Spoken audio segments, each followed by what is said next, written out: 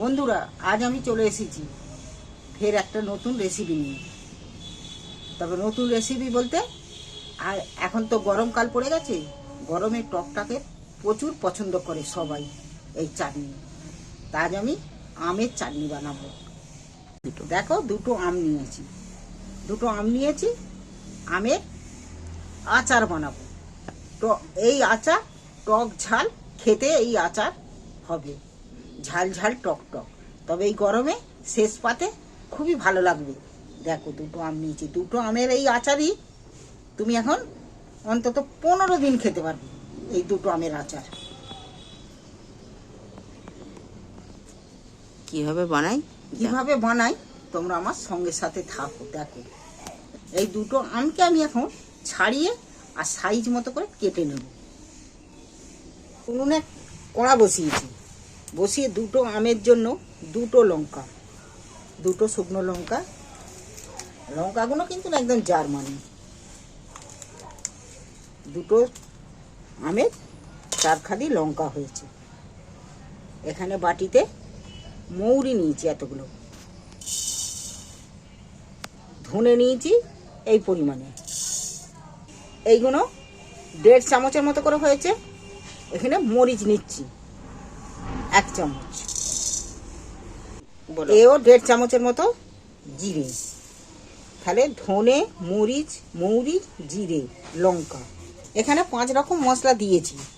এখানে কাঁচা আছে জোয়ান, 5 ফোড়ন আর সর্ষে। এগুলো ছোট ছোট জিনিস, তো ওগুলো নিচে পড়ে যায়, ওগুলো ভাজা হবে না, এগুলো পুড়ে যাবে। যার ফলে আমি এগুলো দিচ্ছি না, এগুলো পরে দেবো। ওগুলো একটু ভেজে নিই আমি। না, উনুন জ্বালা দিয়েছি। এবার আমি এগুলো একটু ভালো করে ভেজে নেব। এটা ভাজার সময় একটু হালকা আঁচ দিয়ে ভাজতে হবে।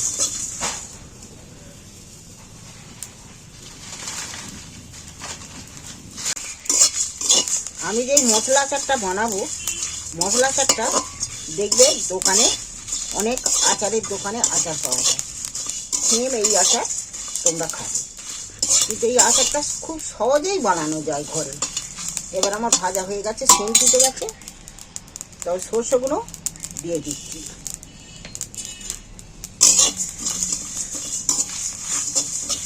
এখানে 5 ফোড়ন আছে, জোয়ান আছে, এগুলোও দিয়ে দিচ্ছি তুলে।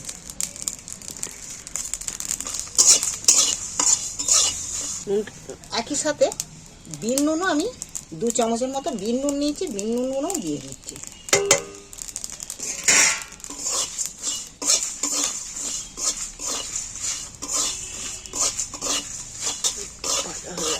মশলাটা দারুণ সেন্ট উঠেছে। এবার আমার ভাজা হয়ে গেছে। এখানে একটা মিক্সারের জার নিয়েছি, মিক্সারের জারে মশলা ভাজাটা আমি এতে ঢেলে নিচ্ছি।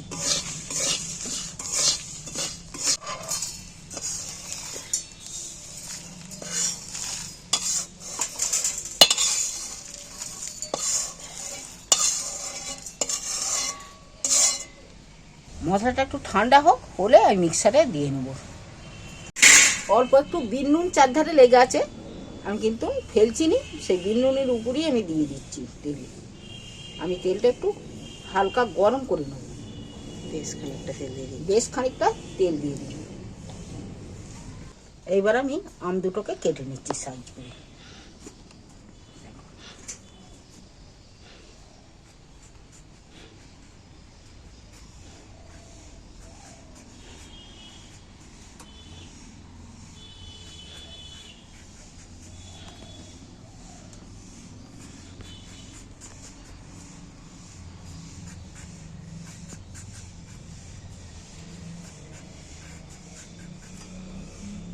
দেখো, এইটা আমটা খোসা ছাড়ানো হয়ে গেছে। এই আমটা আবার খোসা ছাড়াচ্ছি। তো আমি এই খোসা ছাড়িয়ে নিয়েছি। এবার সরু সরু করে আমগুলো কেটে নেব। এখন আমটি ঠিক মতো বসে না।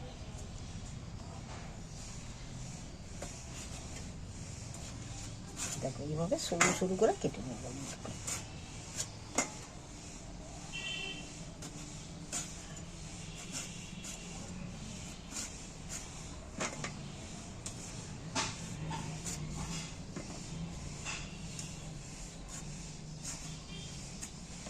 দেখো, দুটো আমের অনেকগুলো খালি হয়েছে।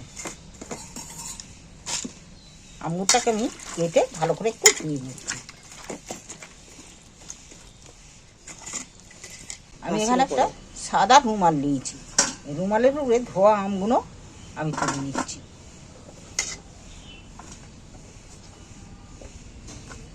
এর যে জলটা আমি এটা মুড়ে জলটাকে আমি একটু শুকনো করে নিচ্ছি। দেখো কাপড়টা আমার ভিজে গেল।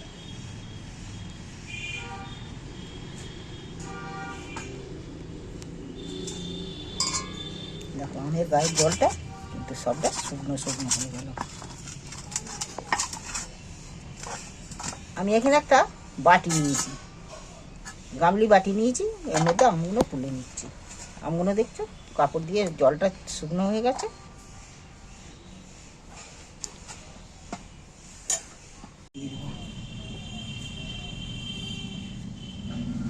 দেখো দেখো ভাজা মশলাগুলো আমি মিক্সারে গুঁড়িয়ে নিয়ে এসেছি। খুব দারুণ সেন্ট উঠেছে। দেখো সেন্ট কিন্তু খুব দারুণ সেন্ট উঠেছে। কাঁচা আম আর এই মশলা সেন্টের গন্ধে দেখবে এই আচার দিয়ে ভাত এক মুঠো লাস্টে নেবেই নেবে। আমি মশলায় আমের মধ্যে মশলাটা ঢেলে দিচ্ছি। আমি 1 চামচ হলদিও দিচ্ছি। মশলাটা আমি একটু শুকনো মাখিয়ে নিচ্ছি।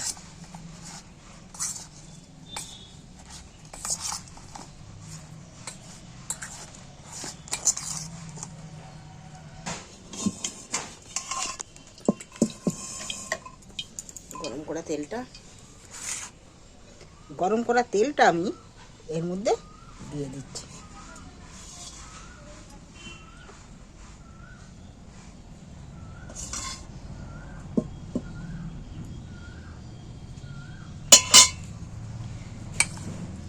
তেল যদি পরিমাণে কম হয়ে থাকে তাহলে তেলটা আবার ফের কাঁচা তেল ও তেলকে গরম করে আবারও দিতে পারো।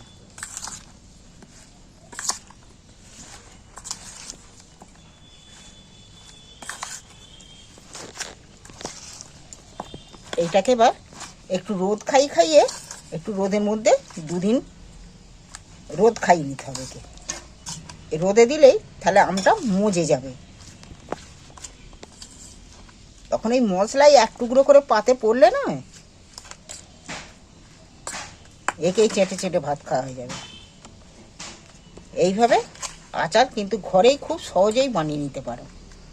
কোনায় যে তেলটা গরম করেছিল সেই তেলটা আচারে দিয়ে দিয়েছি। বাকি যে তেলটা আছে 1 চামচের মতো কালো জিরে যেটা, এই কালো জিরেটা তেলের মধ্যে দিচ্ছি।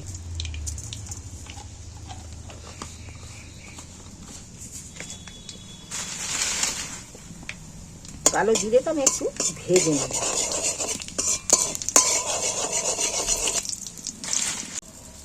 এইটা আমি এর মধ্যে ছড়িয়ে দিচ্ছি।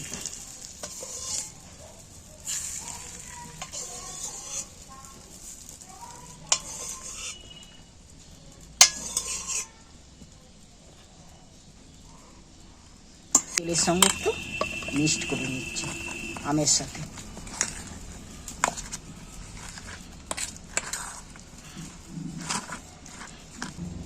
দেখো আমার রেডি আছে।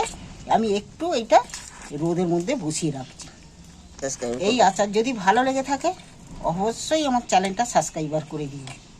এইভাবে আমের আচার তোমরা যদি অনেক বানিয়ে রাখো সারা বছর এই আমের আচার কিন্তু খেতে পারো। তবে আজকেই খাওয়া যাবে না, একে 2 দিন রোদে দিয়ে কৌটোর মধ্যে তুলে আটা জায়গায় রাখলে এইটা দিয়ে ভাত খাওয়া লাস্টের পুঁতে ভাত দেখবে খেয়েও তৃপ্তি হবে আর লোককে খাইয়েও তৃপ্তি হবে।